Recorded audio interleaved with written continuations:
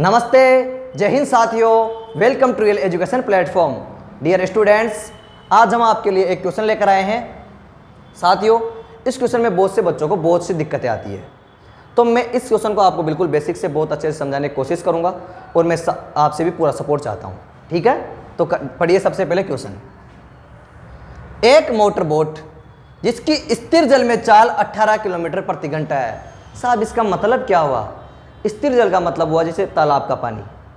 और अगर इसको थोड़े दूसरे एग्जांपल से समझे तो आपका खुद का स्टेमिना। फॉर एग्जांपल, आपको साइकिल चलानी है, बिल्कुल सपाट रोड पे चला रहे हो, तो उसमें आपका जितना दम लगेगा उतनी तेज साइकिल चलेगी। अब मैं पुलिया के ऊपर खड़ी कर दूं साइकिल और फिर चलाने को बोलूं तो आप बहुत कम जोर में बहुत तेज साइकिल चला पाओगे। तो स्थिर जल का मतलब है खुद का जोर। आइए आगे बढ़े। उस बोट ने 12 किलोमीटर धारा के प्रतिकूल जाने में वही दूरी, मतलब कौन सी 12 किलोमीटर, धारा के अनुकूल जाने की अपेक्षा 1/2 घंटा अधिक लेती है। धारा की चाल ज्ञात कीजिए। इस क्वेश्चन को एक बार के लिए साइड में रखो। पहले मैं एक सिंपल सा क्वेश्चन पूछता हूं, उसका जवाब दो। दोस्तों, आपको 60 किलोमीटर जाना है। कितने किलोमीटर? 60 किलोमीटर। एक बार तो आप गए 12 किलोमीटर प्रति घंटा की रफ्तार से, और फिर दोबारा उसी दूरी को 10 किलोमीटर प्रति घंटा की रफ्तार से आपने तय किया। मुझे जरा सोच के बताओ, ज़्यादा समय कौन सी चाल से लगेगा? मतलब 60 किलोमीटर की दूरी तय करने में ज़्यादा समय किस चाल से जाने में लगेगा? तो आप सीधा सा बोलोगे सर कि सर 12 किलोमीटर प्रति घंटा का मतलब हुआ 1 घंटे में 12 किलोमीटर, तो कि सर 60 किलोमीटर 5 घंटे में चल लेंगे। और 10 किलोमीटर प्रति घंटा की रफ्तार से कि साहब 10 किलोमीटर 1 घंटे में, तो 6 घंटे में इसमें यहाँ लगेगा टाइम। तो यहाँ तो लगा सर 5 घंटे और यहाँ लगा 6 घंटे। किस आपको क्या समझ में आया कि अगर साहब आपको ए से बी तक जाना है, अगर आप ए से बी तक जाने में तेज चल रहे हो तो कम समय लगेगा, और आराम से चल रहे हो तो ज्यादा समय लगेगा। मतलब चाल जितनी ज्यादा होगी, दूरी को हम उतने ही कम समय में तय कर पाएंगे। अब आओ अपने क्वेश्चन पर। अपना क्वेश्चन बोल रहा है कि स्थिर जल में तो बोट की चाल कितनी है? 18 किलोमीटर प्रति घंटा। और जल में जैसे मानो, समझना बात को, यह सड़क है और फिर यहां से ढलान है, यहां की चाल तो है 18 किलोमीटर प्रति घंटा। ठीक है साहब आपकी। अब यहां से अगर आप उतने जोर से साइकिल चलाओगे तो बहुत तेज नहीं हो जाएगी क्या ढलान पे? साइकिल बहुत तेज हो जाएगी ना, तो यहां आपको सहारा मिलेगा ढलान का। और अगर आप चढ़ रहे हो तो आपकी साइकिल क्या हो जाएगी? धीरे हो जाएगी, चढ़ना 18 से भी कम हो जाएगी, धीरे हो जाएगी। तो ये कंसेप्ट यहां काम मिलेंगे, देखना कैसे। मानो साहब ये नदी बह रही है, ये हो गई आपकी बोट और ये हो गए आप खड़े हुए से, मान लो। ठीक है साहब। अब इस बोट की जो चाल है वो कितनी है? आप बोलोगे साहब 18 किलोमीटर प्रति घंटा। अब एक बात बताओ, ये पानी रुका हुआ था तो 18 किलोमीटर प्रति घंटा होती। अगर मानो ये पानी बह रहा है, और पानी किधर बह रहा है? इधर मान लेते हैं भाई, इधर बह रहा है, तो बताओ 18 किलोमीटर तो खुद की रफ्तार, और पानी के साथ बनेगा जो सहारा मिलेगा तो बोट तेज हो जाएगी नहीं हो जाएगी? अपन मान लेते हैं पानी की चाल x किलोमीटर प्रति घंटा, x किलोमीटर प्रति घंटा। काहे की माना अपन ने? पानी की चाल। काहे की चाल मानी साहब? पानी की चाल मानना ही पड़ेगा। तो आपको एक चीज समझ में आई यहाँ। क्या समझ में आई सर? कि जब बोट पानी की तरफ बहेगी, जिधर पानी भरा उधर जाएगी, तो बोट तेज चलेगी और उसकी चाल कितनी हो जाएगी? 18 तो खुद की प्लस पानी की चाल हो जाएगी कि नहीं हो जाएगी साहब? तो अपन लिखेंगे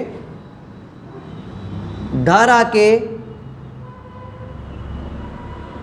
अनुकूल बोट की चाल कितनी हो गई साहब? आप बोलोगे सर 18 में क्या करो, पानी की चाल भी जोड़ दो और किलोमीटर प्रति घंटा रफ्तार के रूप में लिख दो। ये बोलोगे। मैं बोलूंगा धारा के प्रतिकूल। उल्टे जाने को क्या बोल देते हैं? प्रतिकूल बोल लो, विपरीत बोल लो। धारा के प्रतिकूल बोट की चाल कितनी हो गई साहब? 18 में से भी कम हो जाएगी, धीरे हो जाएगी चाल, क्या हो जाएगी साहब, धीमे हो जाएगी, किलोमीटर प्रति घंटा। ये दोनों चालें समझ में आई कि नहीं आई, आ गई साहब। अब बोल रहा है क्या है, क्वेश्चन के अनुसार आते हैं। देखो यहां आपको सबसे पहले सॉल्यूशन में लिखना कैसे वो समझो। आपको पानी की चाल माननी है और दे क्या रखी है, बोट की चाल। देखो क्या है दिया है, लिखना कैसे है क्वेश्चन वो भी समझा देता हूं। स्थिर जल में बोट की चाल, तो वो कितनी दे रखी है साहब, 18 किलोमीटर प्रति घंटा। अपन काय में मान लेंगे, पानी में। माना पानी की चाल x किलोमीटर प्रति घंटा है, ठीक है साहब। अब देखो मैं यहां लिखने के बाद में ये लाइन आएगी, धारा के अनुकूल बोट की चाल कितनी हो जाएगी, तो धारा के अनुकूल बोट की चाल हो जाएगी 18 + x किलोमीटर प्रति घंटा। तो ये लाइन यहाँ जाएगी और ये लाइन इसके जस्ट नीचे आ जाएगी। धारा के प्रतिकूल बोट की चाल इतनी हो गई 18 - x किलोमीटर प्रति घंटा। प्रश्न ने क्या बोला है, देखो सुनना, जब बोट पानी के साथ बह रही है तो तेज हो गई रफ्तार और समय क्या लगेगा, कम लगेगा, चाल तेज हो गई तो। और जब विपरीत बहेगी तो चाल क्या हो जाएगी, धीमे, और समय क्या लगेगा, ज्यादा लगेगा। तो सबसे जो समझने की बात है इस क्वेश्चन में यही है। क्या बात है, यह एक शब्द लिख दो प्रश्नानुसार, ताकि आपको ज्यादा लैंग्वेज ना लिखना पड़े। प्रश्नानुसार, प्रश्न ने क्या बोला है कि जो इन चालों का अंतर, इन दूरी को तय करने में लग रहा है समय, जो समय का अंतर है वह कितना है, आधे घंटे का। तो आपकी खोपड़ी में क्या बेटी, एक बार ये चीज समझ लो, चाल बराबर होता है दूरी बटा समय, और समय बराबर होता है मेरे दोस्त दूरी बटा चाल। कैसे, यहां से तो क्रॉस मल्टीप्लाई से। अब आओ आप, दूरी कितनी है, 12 किलोमीटर, और चाल एक बारी तो ये लेंगे धारा के प्रतिकूल अनुकूल और एक बारी प्रतिकूल, दोनों लेंगे।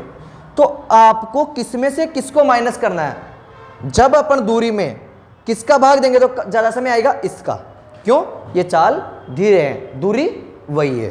तो अपना क्या बेटा सिस्टम, ये अपनी मनसा कि साहब दूरी कितनी थी, 12 किलोमीटर में भाग दो 18 - x, ये जो समय लगेगा इस समय में से आप क्या करो, धारा के इसका भाग दे दो अनुकूल वाले का, 18 + x, और हो गया 1/2। दोबारा समझ लो इस बात को, यही सबसे इंपॉर्टेंट बात है।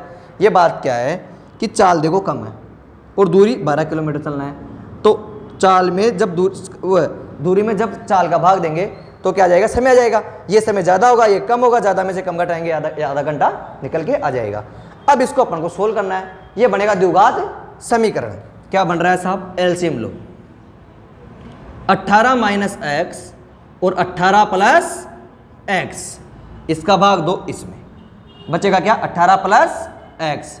18 + x को गुणा करो 12 से, 12 × 18 + x, माइनस का चिन्ह जो करते हो, इसका भाग दो इसमें, बचेगा क्या, 18 - x, गुणा करो 12 से, 12 × 18 - x बराबर बोले तो 1/2। आगे बढ़े। अब देखो साहब एक कदम आगे बढ़ते हैं, 18 को और 12 को गुणा करो, तो आप चाहो तो पेन उठाकर कर लो, चाहो तो दिमाग में कर लो।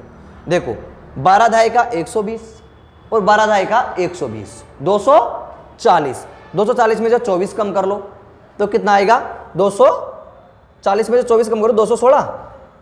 हाँ तो 216 आएगा, जो भी आएगा, ये तो वैसे कट जाएगा। 216 + 12x, यह आ गया माइनस का वापस से 216, और माइनस और माइनस प्लस का 12x अपॉन, देखो a - b, a + b, a² - b² लगा लो सीधी, तो 18 का स्क्वायर माइनस x का स्क्वायर बराबर बोले तो 1/2। देखो साहब ये दोनों कैंसिल आउट हुए कि नहीं हुए, हो गए साहब। आगे बढ़ते हैं, 12x और 12x कितने हो गए, 24x। ये x 18 का स्क्वायर माइनस x का स्क्वायर 1 से मल्टीप्लाई होगा, 18 का स्क्वायर होता है साहब 324 और x स्क्वायर जो का त्यों 1 से मल्टीप्लाई होने पे वही आएगा, और नीचे था 2, 2 को कर रहा हूँ इधर क्रॉस मल्टीप्लाई, ये लो साहब 2 से इधर कर दिया, ठीक है।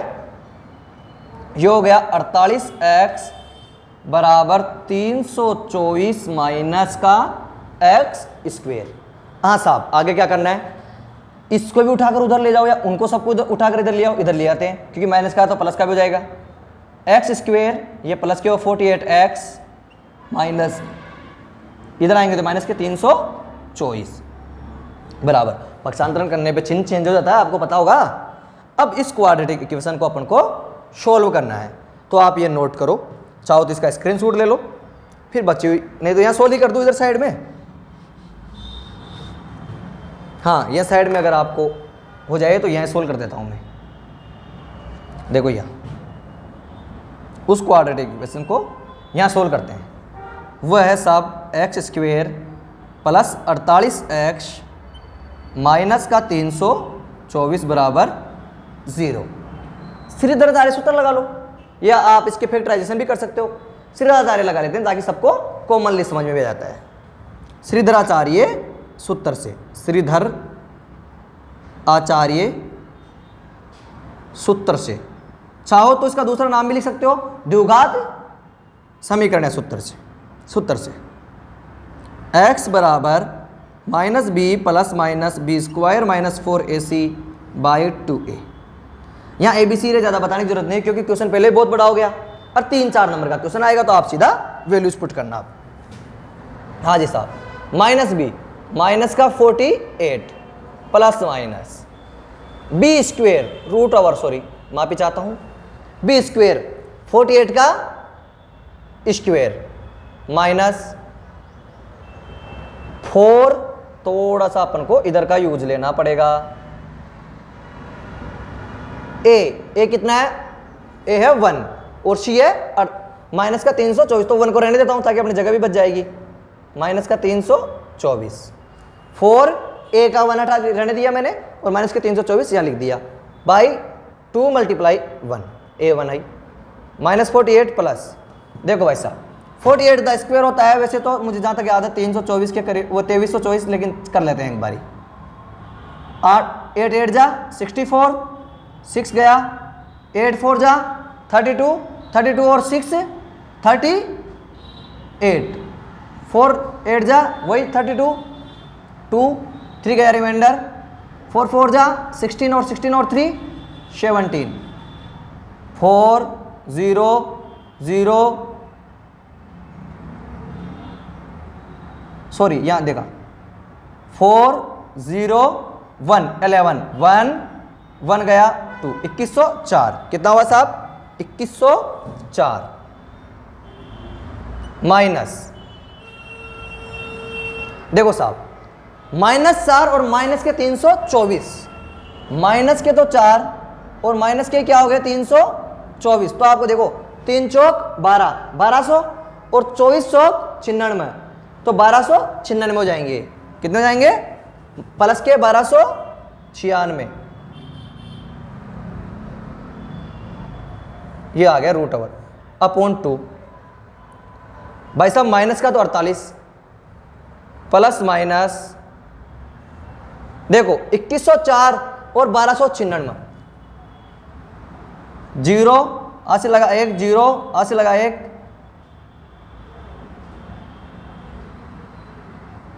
6 2 2 4 और दोबारा से भाई साहब 6 4 10 की 0 आ से लगा 1, 10 10 की 0 आ से लगा 1, 1 1 और 2 3 4 और 3 3600 आना चाहिए था ना साहब यहाँ, तो यार 2304 आएगा इसका गुणा, सॉरी माफी चाहता हूँ मैं, इन दोनों का गुणन 2304 आएगा। कितना आएगा 2304, यहाँ 2304 आएगा इसका गुणा, अपन ने गलत कर दिया था 48 गुना 48, 48 गुना 48 में अपन से मिस्टेक हो गई, तो ध्यान रखना ना। यह आ गया 3600, कितना आ गया 3600 बटे 2। देखो भाई साहब 48 प्लस माइनस 3600 का जो रूट होगा वो क्या होगा 60, क्यों अनुमान लगा लेंगे भाई 6 का 36 और 2 जीरो लग रहे हैं मतलब 1 जीरो और, तो 60 का हो गया ये बटे 2, ये आ गया x। एक बार क्या लेंगे प्लस और एक बार क्या लेंगे माइनस, लेकिन चाल तो माइनस में हो ही नहीं सकती, तो चाल काहे में होगी, प्लस में। तो अपन लेंगे सिर्फ प्लस वाला केस। कौन सा, देखो प्लस लेने पर क्या लो साहब, प्लस x बराबर -48 + 60 बटे 2 आया। देखो 12 बचेंगे, 12 बटे 2 बराबर 6, आंसर आ गया। x का आंसर कितना आ गया, 6। तो कितना हो गई चाल, कितनी आ गई, 6 किलोमीटर प्रति घंटा पानी की चाल आ गई। और शायद धारा की चाल ही पूछा था, धारा की चाल या पानी की चाल दोनों सेम हो गई। तो ये कितना आ गई, 6 किलोमीटर प्रति घंटा। तो आखिर में आप लिख देना एक लाइन और, अतः धारा की चाल 6 किलोमीटर प्रति घंटा प्राप्त हुई। चाहो तो अपन इसको बहुत फास्ट कर सकते थे, लेकिन पूरा समझ गए होंगे आप मेरे हिसाब से आप।